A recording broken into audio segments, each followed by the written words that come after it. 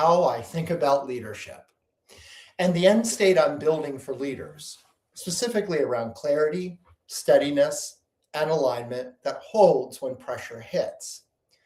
I'm bringing this up for three reasons. One, most leadership breakdowns aren't skill problems. They're operating system problems and what happens when stakes and ambiguity arise. Two, teams don't just follow strategy, they follow your signal, your consistency, decision quality.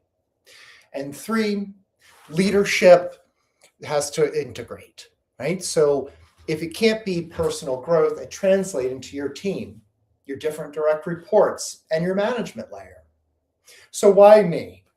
I'm a psychotherapist and an executive coach and founder of EPC Leadership, Executive Performance Coaching, where I work with CEOs and leadership teams in high pressure environments. And I come at this from three different angles. The first is performance psychology, how pressure affects judgment. The second, executive execution, how priorities turn into follow through. And the third, systems leadership, how alignment holds across layers. So here's my perspective and the prime question I start with when I'm evaluating leadership or working with a leader. I'm not starting with personality. I'm not asking, are they charismatic or are they impressive in a room or do they even speak well? The question that I'm tracking is what happens to the system when pressure hits the leader. Because pressure reveals the real operating system in leadership. Everyone can look calm when things are stable. Everyone can sound wise when they're not personally threatened.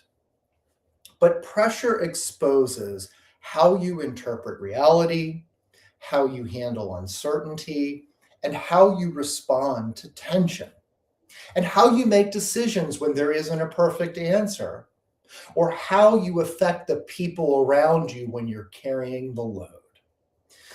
If you want a simple way to see leadership clearly, this is it. Under pressure, do you create coherence or do you create turbulence? So what do I mean by this operating system?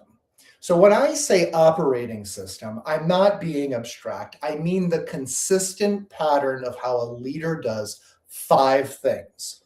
One, interprets information, specifically signal versus noise. Two, how they regulate emotions, urgency, anxiety, or defensiveness. Three, how they make decisions with clarity, speed, trade-offs, and follow-through. Four, communication, stable messaging versus mixed signals. And five, how they relate to people, trust versus control, and autonomy versus dependency. That operating system is always running, and a team can feel it, even if you never talk about it. That's why leadership isn't just what you say, it's what people experience when they're near you. So what's my definition of leadership? Well, here it is. Leadership is the ability to create clarity and stability in other people while reality is moving. That's it. Not hype, not control, not constant positivity. Clarity and stability, especially when conditions are uncertain. Because when reality is moving, when the markets shift or people leave or projects break, boards get impatient, teams start asking questions whether they say them out loud or not. They'll ask things like, are we okay? What are we prioritizing? Are we safe? Is leadership aligned? What do we tell our teams? And what happens if we fail? The leader's job is to answer those questions with credible direction, not fantasy and not avoidance, and obviously not reactivity. So most leadership breakdowns don't come from low competence. They come from predictable internal defaults, especially under stress. So it's urgency that spreads, it's control that tightens, avoidance that delays, approval seeking that messes with decisions, an identity that fuses to being right or being needed. And here's the part that truly matters. Those internal defaults don't stay inside the leader. They become the climate to the organization and the teams. A leader who's anxious is going to create an anxious organization. A leader who's avoidant is going to create an avoidant downstream. And a leader who is inconsistent will create politics.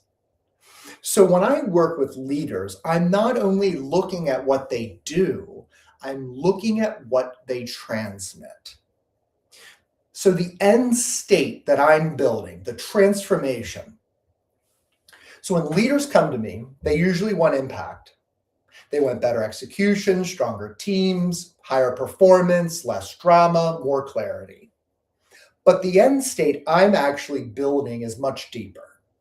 A leader who stays steady under load, who makes cleaner decisions with less churn, can communicate signal and not noise, can hold tension and capacity without escalating it. They're able to build alignment without micromanaging and create a system that functions even when they're not around. That is maturity. Leadership maturity.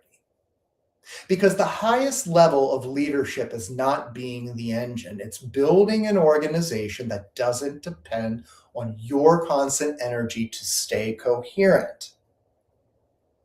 So what does this transformation actually look like, right? Well, let's make it tangible. So here's a couple of before and after shifts that you can feel in your organization. So you can feel urgency before and after you feel calibrated urgency. Shifting priorities become stable priorities. Unclear decision rights become clear ownership. Communication is reactive, and then we move to consistent messaging. Conflict avoidance, clean repair and directness. Politics and side conversations become problems handled in the room, and leader as a bottleneck becomes autonomy with guardrails for others. This is why I say it's an operating system issue, because these shifts aren't about one tactic. They're about default settings. So how does this get installed in a team, not just the leader? Well, this is where leadership becomes real, because a leader can develop personally and still not change the system. Even if you get steadier, your meetings still create confusion. Or even if you get clearer, the decision rights are still vague and ambiguous. Or even if you're less reactive, but your managers are still afraid to tell the truth. The organization will ultimately pull you right back into those old dynamics. So I pay attention to 3 levels of integration. So the first level is integration with the leadership team at the top level. The work is usually about shared reality, decision clarity, alignment rhythms, reducing political drag, so no hidden vetoes. So this is where leadership stops being communication and becomes coherence. So the practical signs this is improving is that there's going to be fewer meetings to get aligned. Decisions are going to stick longer, and trade-offs are actually named instead of avoided. And the executive team stops outsourcing conflict to the CEO. Integration with direct reports is another. This is where leadership is either going to scale or it's going to collapse. If direct reports don't have decision authority, everything escalates. So if escalation rules are unclear, the leader becomes the dumping ground. So we need to install a clear ownership, autonomy with clear guardrails, escalation rules. So this comes to me, this stays with you, and obviously feedback loops that are regular and not crisis-driven. So a leader's job here is to develop leaders, not to build dependency. And when this is working, the leader gets lighter, not because less is happening, but because the system is actually healthier. The third is integration with management layers. So this layer is the translation organ of strategy. So middle management is where strategy either becomes real or becomes theater. So integration here means several things. It's consistent meeting outputs, so the decisions, the owners, the deadlines. There's signal integrity, so strategy doesn't distort as it moves down. We've got a reduction in churn, so the priorities aren't shifting day to day or weekly or even monthly. And there's obviously psychological safety for truth telling, so bad news can actually move upwards. If management can't translate, execution collapses, even if the strategy is brilliant. Say it all the time. So, presence versus availability. Super important with my leaders. This is one of the most important leadership distinctions I work with or work on. So, a lot of executives confuse leadership with being constantly available or accessible. But accessibility is not the same as presence. Presence is the system where one can feel, they can feel you even though you're not immediately responding. So this happens when you build specific decision rights, meeting structures that produce outputs, clear priorities and trade-offs, autonomy with guardrails, and consistent language across leadership. So the organization doesn't require you as the emotional regulator. So this is what prevents leadership burnout and organizational dependency. So what does something like this sound like in real conversations? Because language obviously matters. Part of the integration is giving leaders language that installs clarity. So here's a few lines that actually change teams from what, right? So here's what's decided, here's what's open for input, and here's where you have full autonomy. Let's name the trade-off. If we prioritize A, we are deprioritizing B. What is the prime question this meeting is answering? What's signal here and what's noise? What would done look like by the end of the week? And what are we telling the team after this meeting in 1 to 2 sentences? These aren't slogans, they're operation or operating system moves. They are designed to reduce ambiguity, and ambiguity is where politics grows. So, a lot of leadership development focuses on skills. I focus on the conditions that determine whether skills hold under pressure. Because when pressure hits, nobody rises through their goals. They fall to their operating system. And the leaders I work with aren't trying to become perfect, they're trying to become durable. Durable enough that strategy doesn't collapse under stress, teams don't panic when the leader is quiet, priorities don't shift weekly, and execution remains coherent even when reality is moving. That's the end state. So I have a few reflection questions for you. Under pressure, do I stabilize the system or unintentionally destabilize it?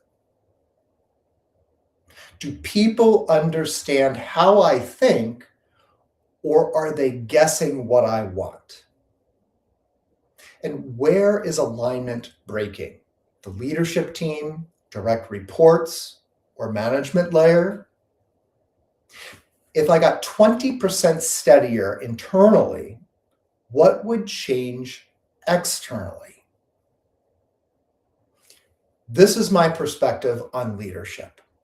And the end state I'm committed to building in leaders and teams: clarity, steadiness, and alignment that holds when things get hard. Thanks for listening, and I'll see you next time.